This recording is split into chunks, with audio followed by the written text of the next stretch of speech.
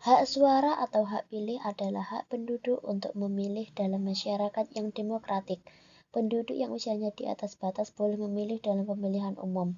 Kita diwajibkan untuk menggunakan hak pilih, karena dengan hak pilih itu kita bisa menjadi jalan untuk kemajuan bangsa. Dengan satu suara, kita itu sudah mewakili. Namun, kenyataannya masih banyak yang memilih golput. Berbagai alasan memilih golput, yaitu karena tidak peduli terhadap politik atau apolitis. Golput politis dikarenakan tidak percaya terhadap calon. Ada juga yang memilih golput karena kesibukan kerja. Dampak dari banyaknya golput yaitu pemilu tidak berjalan dengan baik, merusak tatanan demokrasi yang telah lama berjalan, potensi adanya kerugian di bidang ekonomi.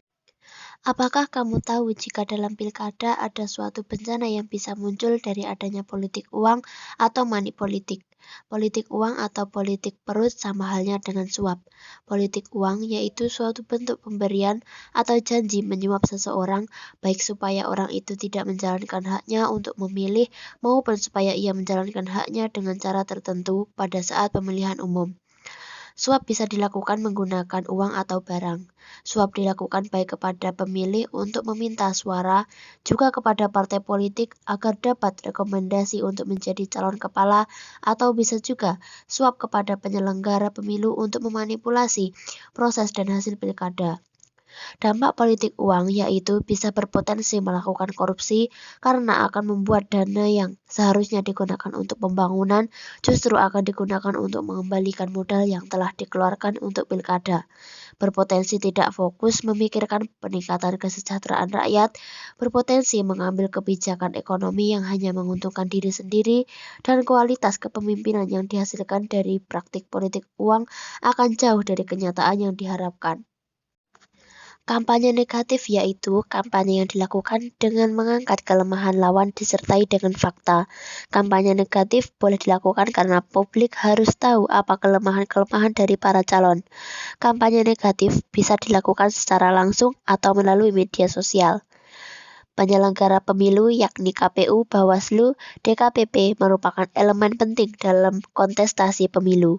Oleh karena itu, netralitas dalam pemilu harus dijaga. Penyelenggara harus mampu menjaga integritas, yaitu tidak berpihak. Selain penyelenggara, birokrasi harus bersikap netral. Fenomena menjelang pilkada birokrasi sering sekali berpihak. Dengan adanya kemampuan KPU menjaga netralitasnya, akan tercipta kepuasan peserta pemilu kepada KPU. Jika KPU berpihak pada salah satu peserta, maka akan menimbulkan konflik.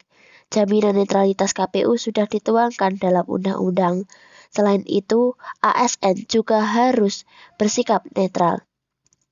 Maka dari itu, kita harus tetap menggunakan hak pilih kita karena satu suara bisa menentukan kemajuan bangsa, dan mari kita lawan dan tolak politik uang agar pilkada bersih dan damai.